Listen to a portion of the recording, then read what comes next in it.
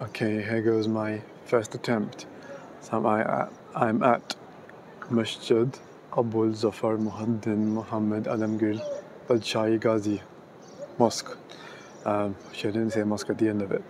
But AKA, this is Badshahi Mosque, and this place is majestic. It is epic. This is like literally you're in the Mughal times. You're in Mughal history, and like the place pretty much lives up to its bill. It is pretty amazing, and there's so much history within these walls, within the wider area as well. So this is one part of it. If you go further out, sure you can see there, that's the Minar of Pakistan. There's an awful lot of history, but we're coming at the Badshahi Mosque now, and you know what, inside I thought it was something quite big, but this is literally the inside. So I was thinking this would be an easy place to come and pray Jummah, etc., like for any salah, but the inside just consists of this.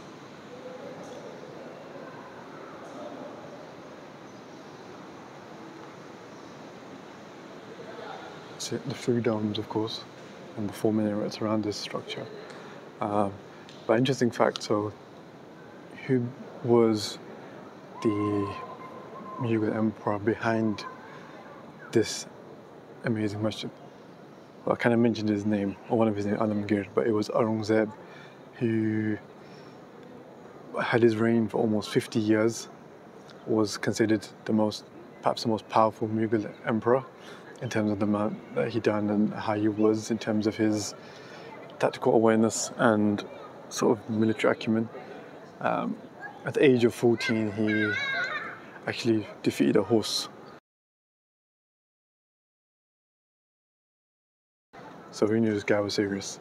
And if you compare him to the other Mughal emperors, so I think the main six are Babur, who's the one that came and conquered Lahore. He was, I guess, coming from Timur Lane, the Mongols, so the Mughal descendants of the Mongols.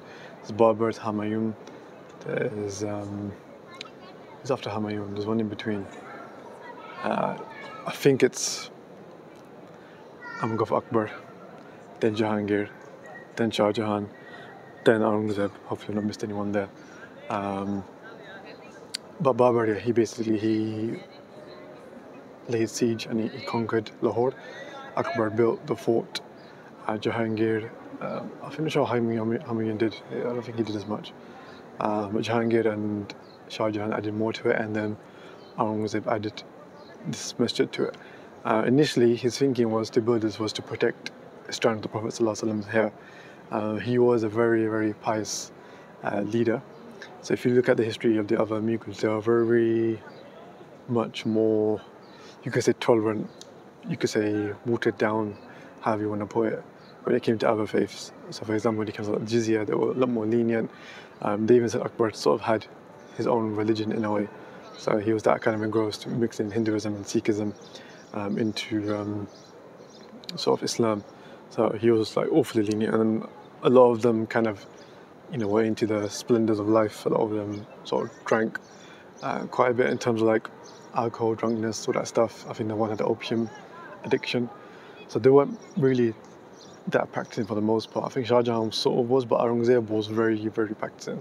He even criticized the building of the Taj Mahal, which Shah Jahan built as a tomb, like a mausoleum for his wife. He didn't rate that. If you look at Aurangzeb's grave, it's pretty flat. He was very strict with his Islam. He abolished a lot of the kind of bid'ah practices and like all the stuff that was kind of wrong. And he even brought like a code of, he brought together a fatwa, kind of following the Hanafi madhab, to make Islam more clearer for the people to follow, I guess, and to kind of codify it into a thing, to like a set of rulings, fatwas, yeah. So he was like very much loved by the Muslims because he brought in authentic Islam, or kind of brought back, for the real Islam he brought back, and he was a champion of that. But of course, one of his people criticised him for is saying that because of his policies and the way that he treated the Sikhs and the Hindus quite harshly, this kind of led to the downfall of the Mughal Empire afterwards, which it sort of did. Assalamu alaikum.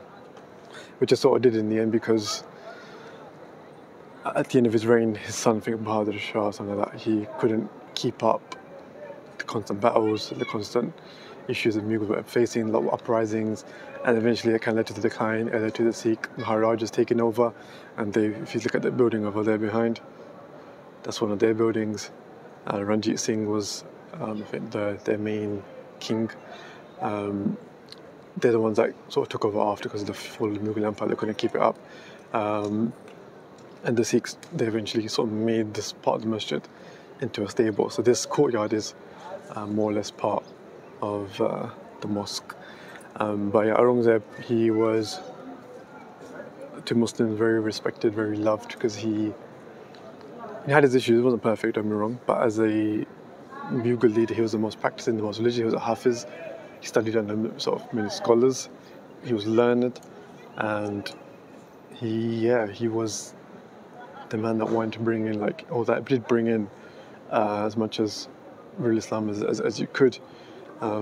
He wasn't as tolerant as others. He brought back the jizya, stuff like that. So he does have a very interesting history.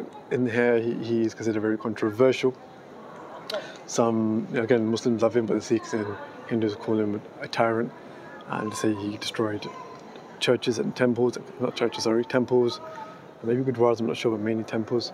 Others say those temples that targeted were political reasons, not necessarily for just kind of oppressing religion. He had a lot of Hindus and Sikhs in his courts and in his as his officers and in his army, so it wouldn't make sense for him, from religion, just to conquer or destroy temples, unless there was a very real reason behind it. So there's two sides, or two schools of thought. But I notice, if you search online, there's a lot of articles from India that kind of discredit him and try to put down his character. But he was very much you can't really study those and take that for face value. You've got to really look into the Mughal history. And one of the things that kind of got me thinking was how much it really, if you look at the influences of Sikhism and Hinduism and even Buddhism, and how Sufism kind of was the lead religion here in Islam in India, you can kind of see why, because a lot of the other people, they would relate more to Sufism than they would to, I guess, the more pure or the more kind of original Islam from Medina.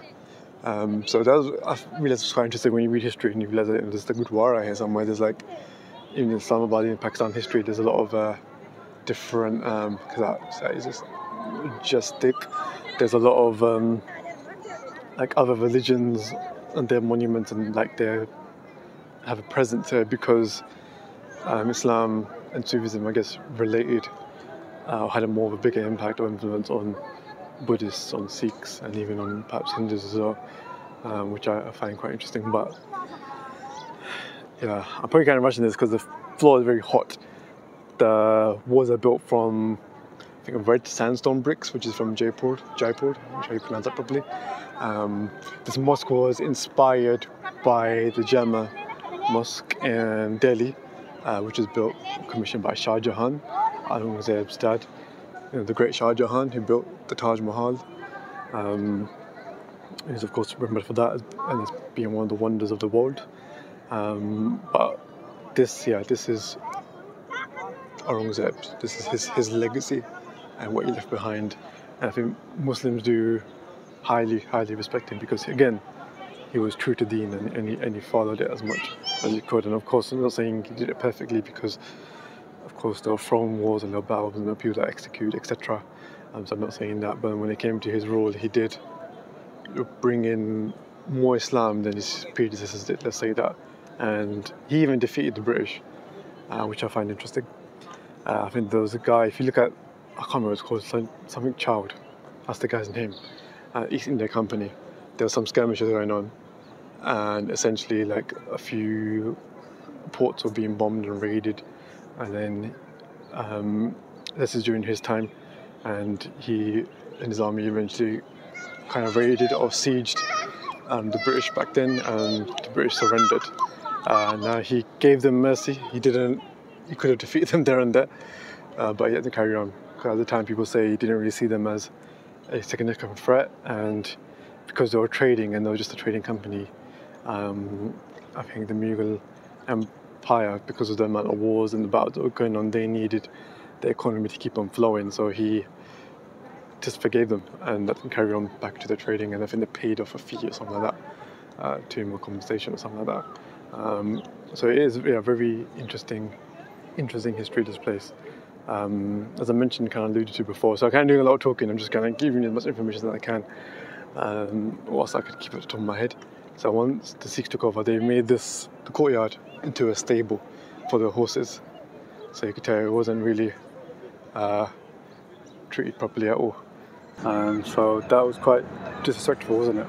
And also when they built the Hazari Bagh and I believe their own temple court thing where Ranjit Singh the ashes are, they would take marble and materials from other mausoleums and they would use that to help build what they built, the Hazari Bagh, where that garden is before the Badshahi Mosque. So yeah, the Sikhs did have control of this area for some time, and then the British came, they took over in 1850. I believe they handed Lahore back to Muslims, and then they started to restore the Badshahi Mosque in the area. And there's a lot of history, so coming from Pakistan history, but then the Mughal history, and then Sikh history. There's so much that's happened here, from the great Mughal empires to Ranjit Singh, Jamhuriyat Jinnah, Indian Muslim League, the Krishna Pakistan. Awful that's happened. There's a lot to see in this area. A lot of masjids to see. You got the Moti Masjid, which is not Fat Mosque, it's actually the Pearl Mosque. You've got a mosque a bit further out, which Jahangir built for his mother, I believe. And then further down, you got the Wazir Khan Mosque, which Shah Jahan's one of his governors of Lahore built, Wazir Khan. This is one of the older mosques in Lahore. I believe the Moti Mosque was either built by Jahangir and added to by Shah Jahan, so that you could say is the oldest one here. And then maybe followed by the Maryam Masjid, Wazir Khan, and then the Badshahi. The Badshahi one by far is the most epic one you can see from the side here. But inside is a bit disappointing, I'm not gonna lie. When you go inside, you would think there'd be like a big prayer hall, but there isn't. It's more like a shaded area. So I thought for praying it would be better, but it's not that great compared to other masjids that are here nowadays. Though it was the biggest masjid, the courtyard was part of the masjid. It was the biggest masjid for quite some time. So there is a lot of amazing Islamic history to see in Lahore. So definitely worth visiting for at least a few days. So this is the Minar Pakistan and Minar Lahore. Oh god, I forgot the name of that. But basically, I know what this is. This is the monument or the symbol that symbolises the Lahore Resolution. So what was the Lahore Resolution, and what is this whole park area for? This park's called Iqbal Park, and basically the Muslim League, the Indian Muslim League, back in 1940, they met here, I believe, and they discussed what's the solution for the Muslims and what they're going to be doing, because the current proposal was sort of for there to be smaller regions across India, or like regions to be managed democratically. But the way of the British and the way with the Indians, the way of the Sikhs, the Muslims didn't feel they'd be treated fairly. So they felt they needed a solution, they needed a resolution. And they called it the Lahore Resolution. So 1940, March 23rd and March 24th. And essentially they agreed that Pakistan, or Muslim country, needs to be built. Because we are different to the Hindus and the Sikhs, and we run differently, our values are different. So they thought our resolution is to have our own country, have our own nation state. So this is where it all came together. I think about 10,000 of them, and they were in favour of the proposal of what wasn't called Pakistan then. It was just called the Lahore Resolution in the northwest area of India, for there to be some land or a country for Muslims. And that country, guess what ended up being called? Pakistan. That's right. The Lahore heat and the Birpur heat has kind of zapped my energy, so I've not been able to do as much as I can in Lahore, especially when you're sweating all night. Makes a big difference because you're losing all your electrolytes, losing all your energy, and you've got nothing left basically.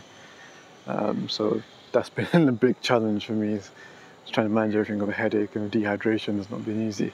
But one of the observations for Badshahi Mosque I had is when it comes to Salah, it's certainly not the best. We just went to pray Isha. You hear the Azan, you come in, the guy wasn't going to let me in. I was saying, I'm coming in to pray. Like, what's this all about? At the door, the gate's closed more or less. It's only open by a little bit, and they let people in that praying. Even when I came back out, he was like, yeah, come out, come out. Then you got like another family in who don't look like they're about to pray, so I'm not sure if they paid their way in or what, but something just feels very off. Like this mosque built by Aurangzeb, you know, someone who's pious, who prayed this Allah, who was a Hafiz. He didn't build this just for it to be a sightseeing thing. And it does feel like to me that this is more of a sightseeing thing than a place of worship and ibadah. And you can kind of see that the Isha Salah, you know, just about got in, and even then it was like maybe 10, 11 people. And the Imam that was reciting, it wasn't even, like, there was no speaker connected, it was just reciting normally. So it kind of put me off coming here for like Jummah, Hada. Unless there's something I'm missing, or unless this is just a quiet weekday on a Thursday and nothing happens. But it's just like, you know, this is Badshahi Mosque. Like this, look at the architecture, look at the history. It is majestic. If you look at it, even at night when I was staring at it, it kind of gave me the same vibes when I was staring at the Dome of Rock and Al-Aqsa. Like, you're just in awe of it, and it's beautiful. But again, when it comes to Salah, it's just like, you know, it doesn't feel like it's being used for that. It's just being used for the tourism and the beauty of it and the outside, but nothing, there's not as much spirit. Maybe I'm wrong, maybe just in my observation, but that's what I've kind of seen. I mean, inside you've also got some relics, which they attribute to the Prophet ﷺ, all these turbans, some of his sandals and the things that you can go and see as well. But it's just like, yeah, like for Salah is the key. This is why the masjids are here. It doesn't feel like it's being used for that as much, and you kind of tell when you're coming to pray, not many people here. If the doors are closed and it's Salah time, then, or the gates are closed and it's Salah time, and you know something's a bit off, isn't it? So I didn't really like that. I thought I'd be to pray comfortably, easily. Sometimes you hear the azan, sometimes you don't. Sometimes like you think, oh, it's started out, it hasn't. Like yesterday I tried to come at 9, and the gate to get into the whole compound was closed. Which is a bit frustrating because my restaurant was taking so bloody long to get my bill that they delayed me and I couldn't get in, so I was a bit frustrated about that. But if I did come in, I probably would have missed the Jummah anyway. So these are just some observations of Badshahi Mosque, but it's very, very beautiful. I'll still come to visit, but I would love for it to be more a place of Salah and not sort of weird cultural stuff and just tourism, or just for people to come and just sightsee, not come into pray, just roaming around, but they should be coming in for Salah. That's the whole point of it. Anyway, this is my observation of praying Isha here.